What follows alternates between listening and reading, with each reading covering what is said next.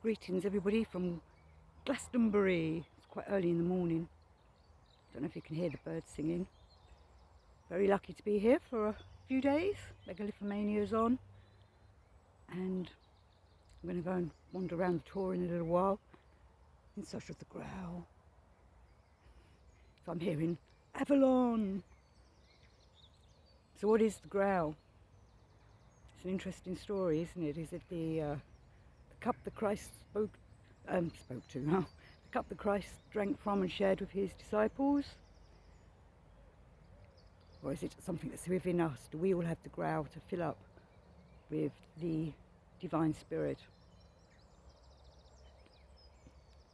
Obviously Glastonbury's known for being a very magical town and for having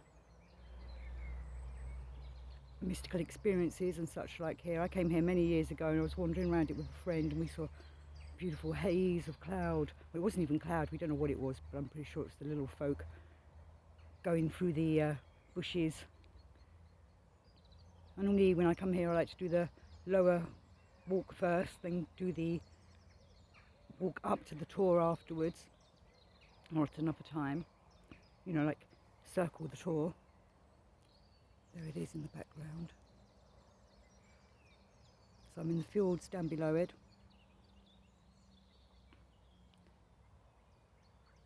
As we know, it's quite a magical place.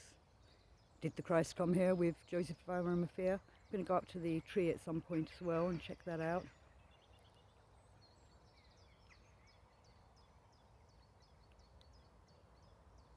So the Grail, the Holy Grail. I've been reading a lot of Steiner lately, discussing the chivalric tales of the Knights of Arthur going looking for the Grail, in search of the Grail, Parsifal and Gawain, and how Parsifal forgot to ask the question when he was at the Grail Castle. Obviously I'm in search of the Grail Castle. Maybe it's here, maybe it's not. Who knows where the Grail Castle is?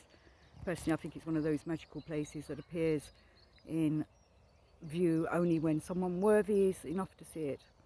When you're not worthy enough, it's got a vow over it, which is why we need to open our spiritual eyes so that we can see what's going on out there, so that we can find the magical places and the keepers of the Grail.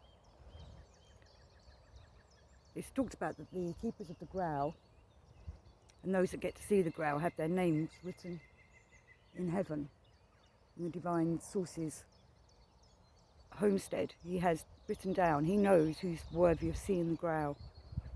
You know, maybe your name's down, maybe my name's down, who knows? We've got to find the Grail ourselves and find that magical cup to fill ourselves with. But is it a cup? Or is it a stone, as is said in many other tales?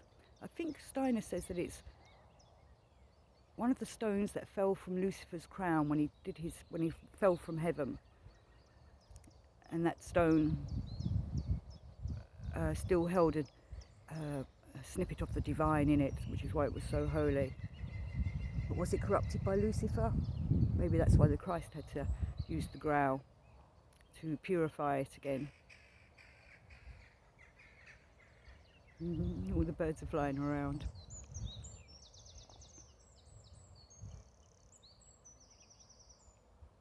Well, it's quite early and I can feel my stomach rumbling, so I need to go and get some breakfast. But I just wanted to show you the Glastonbury tour. Maybe I'll see some of you at Megalithomania. Otherwise, keep searching for the Grail. Grail Knights. Let's be Grail Knights together. Peace until next time. May the Grail be within us all.